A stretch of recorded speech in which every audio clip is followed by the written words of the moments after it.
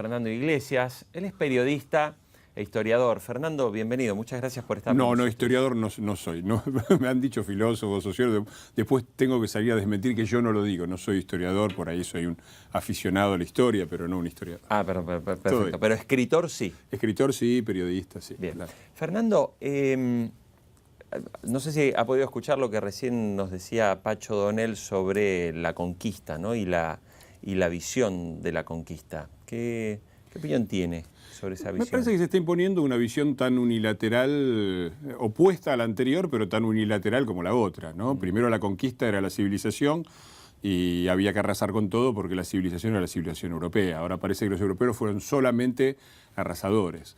Yo parto de un presupuesto, todos somos emigrantes, todos somos emigrantes. Los seres humanos éramos una pequeña tribu de homínidos que vivían en el centro de África y la historia de la humanidad es la historia de la globalización de la humanidad, de cómo esa pequeña tribu, que era de 200, 300 integrantes, de unos animalitos muy indefensos, terminó siendo la raza o el animal predominante en todo el mundo. De manera que el mismo concepto de pueblos originarios es un concepto errado. Nadie fue originario. En el millón o en los cientos de miles de años de la historia de la humanidad, hay grandes discusiones de cuándo empezó.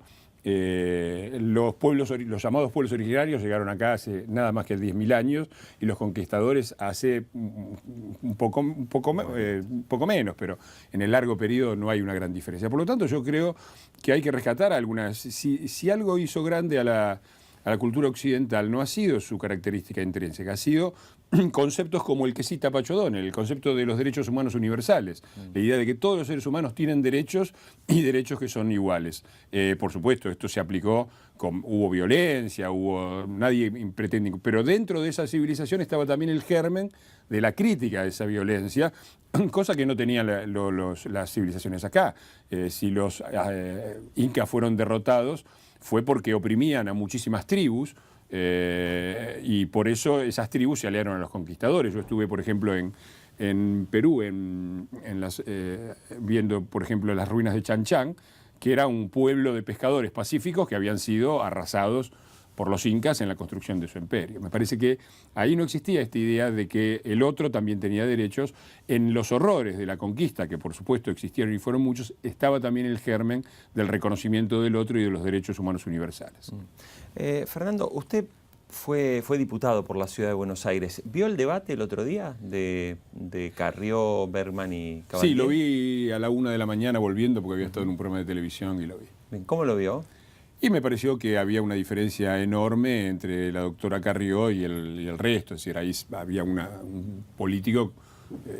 La doctora Carrió es claramente una política de enorme capacidad, de enorme capacidad intelectual y me parece que marcó una distancia muy grande y me causó mucha pena lo de Cabandier. Realmente me pareció un chico puesto a hacer un papel muy triste, o sea, obligado a hacer algo por encima de lo que está en sus capacidades y a repetir como un loro. O sea, cada 2 palabras que decía traía a colación el hecho de ser hijo desaparecido. Es una circunstancia terrible, es una circunstancia dolorosa, pero la política me parece que es otra cosa y me parece que el gobierno está cayendo en algo, el gobierno que hablaba de la vuelta de la política está volviendo, por el contrario, a negar la política, es decir, a utilizar los hechos humanos y el dolor humano, el de Cabandier, como el de la presidenta ante la muerte de su esposo, ¿no? Se vio muy claramente en los reportajes, la narración íntima de la última noche entre la presidenta y su esposo y qué se dijeron y el último beso,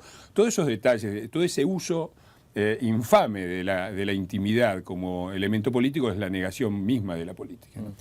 Fernando, ¿cómo ve el panorama de cara a las elecciones? Porque ya falta muy poco, las encuestas son bastante claras. ¿Le gusta a Sergio Massa?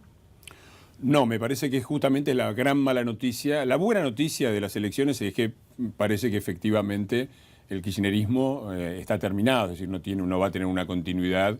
Pero esto yo creo que se había fijado no ya en las PASO, sino que viene de antes, viene de esas enormes movilizaciones del año pasado, extraordinarias, millones de argentinos en las calles pidiendo basta de corrupción, queremos vivir en una república, no queremos ser avasallados, no queremos más una casta política que habla en nombre de todos y lo único que hace es enriquecerse. Me parece que el kirchnerismo se terminó ahí, más que en las PASO. Y la mala noticia de las PASO y de las elecciones me parece que otra vez vamos a dar una nueva voltereta, es decir, muy parecida a esa capacidad que tenemos de negación de lo que es evidente, volvemos a aplicarla. Yo recuerdo cuando de los Kirchner, en el 2013 sabía todo, hacía 10 años que eran políticos importantes, habían sido gobernadores de Santa Cruz, habían sido autoritarios, corruptos y partes importantes, sobre todo en la privatización de YPF, del esquema corrupto del menemismo que había llevado el desastre al país. Y Massa es lo mismo. Fue exactamente lo mismo. También fue parte de los responsables de esta década perdida, fue uno de las piezas claves en una de las operaciones básicas, que fue la estafa a los jubilados privados en nombre del ataque de la defensa de las corporaciones. Forma parte de una estructura. Digo, hay algo de absurdo y de loco en un país donde sus ciudadanos dicen en todas las encuestas que el problema de la inseguridad es el principal problema del país y que el problema de la inseguridad está ligado a las mafias ligadas al narcotráfico, etcétera.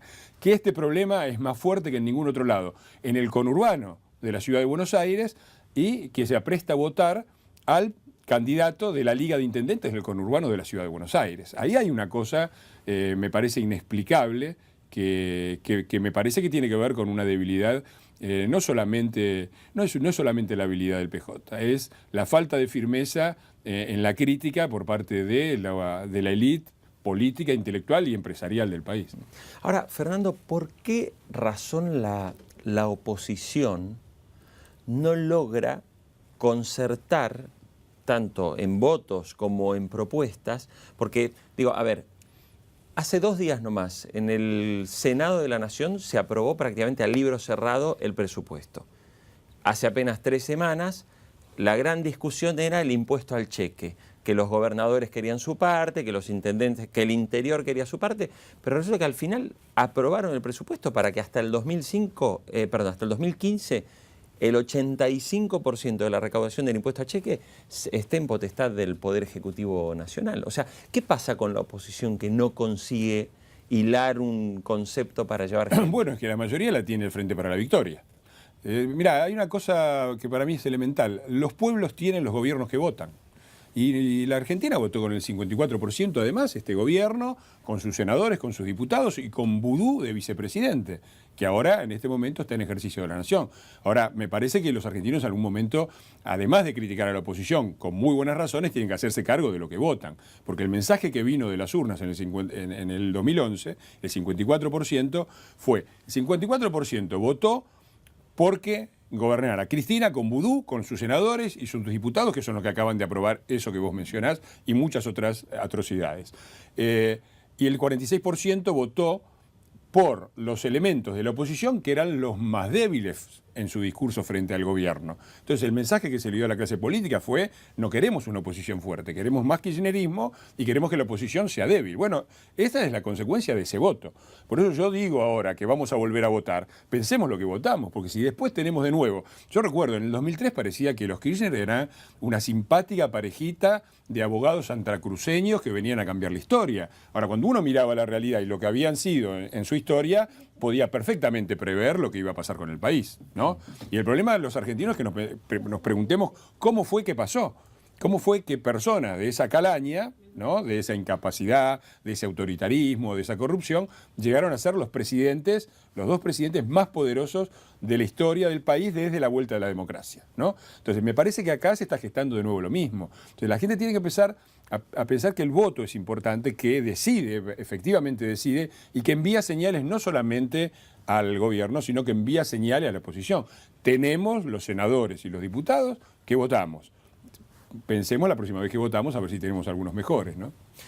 Fernando, Daniel Scioli, ¿romperá el maleficio que pesa sobre los que fueron gobernadores de la provincia, que es que no llegan a presidentes? Bueno, llegó Duhalde. No llegó por elección directa. Pero llegó y llegó. Y yo espero que no sea Scioli el que rompe. Mira, yo me crié en la provincia de Buenos Aires.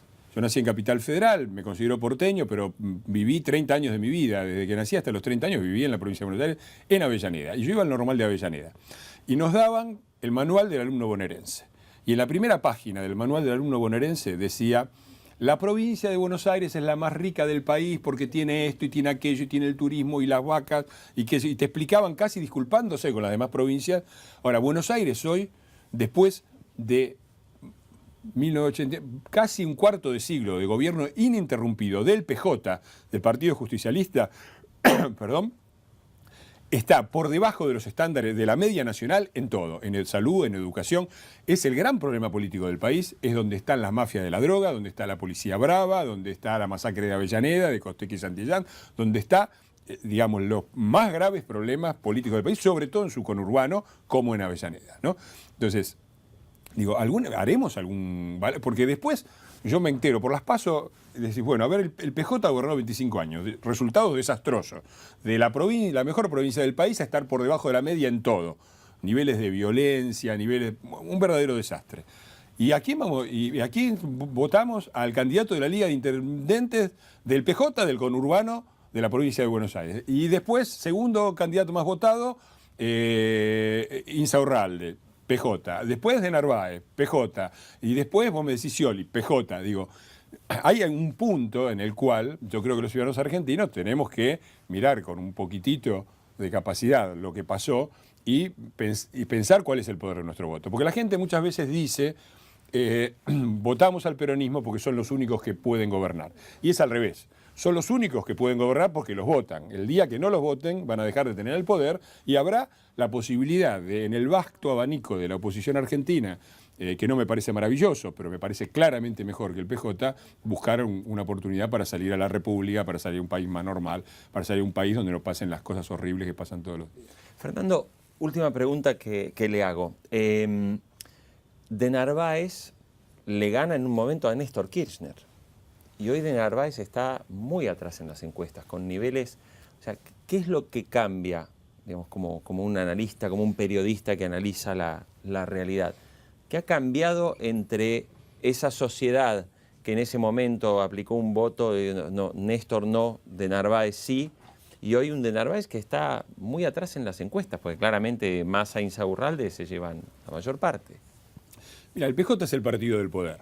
Entonces trata de ocupar todo el espacio político y tiene sus diferentes candidatos para cada clientela. Y en cada uno de los ciclos, la infinita renovación peronista que pasó por Cafiero, por Menem, después de Menem vino Duhalde, después de Duhalde vinieron los Kirchner, ahora parece que la renovación peronista, es más, se llaman así, Frente Renovador, ocupan todo el espacio político. Y tienen una variante, como la gente está empezándose a cansar del peronismo tal cual es, digamos, las figuras tipo Moyano, tipo Duhalde, provocan. Entonces ha generado una especie de peronismo concheto, un peronismo de gente como uno, ¿viste? Que son peronistas que no son del todo peronistas y que son empresarios. Ahí hay un vasto sector que va desde, básicamente, Massa, soy el gran candidato, y el otro que había era de Narváez, claramente en esto. Macri en algún momento coqueteó también con esta idea, ¿no? De transformar el PRO en una especie de peronismo de gente como uno, ¿no? Me parece que ese lugar que tenía, que era el que había ocupado de Narváez, de un peronismo de gente razonable, menos corrupta, que era, no digo que sea corrupto de Narváez, digo que es así como se lo veía, está ocupado hoy por Massa, y por eso de Narváez prácticamente desapareció. Pero hay que pensar esto, porque esta idea argentina de que el modelo está bien y que lo que hay que buscar es alguien que siga llevando adelante el mismo modelo, pero que roben un poco menos, es el mismo reclamo que se hacía al final del menemismo en la década del 90, ¿no? La alianza que era, mantengamos la convertibilidad porque el modelo está bien, pero con gente que no sean estos menemistas que se roban todo. Ese era un poquitito el esquema simbólico que garantizó la alianza. Me parece que está funcionando de nuevo con Massa, ¿no? Otra vez el modelo está bien, no, mantengamos las cosas porque está bien. No, el modelo está mal, el modelo es un desastre y en realidad la génesis es al revés. Yo no creo que la corrupción genere este modelo. Yo creo que un modelo errado de país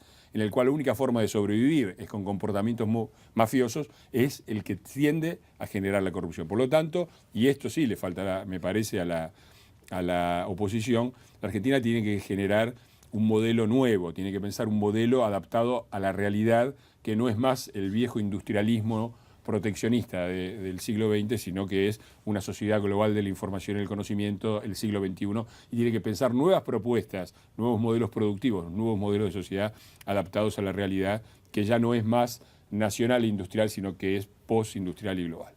Fernando Iglesias, periodista y escritor, muchísimas gracias por acompañarnos.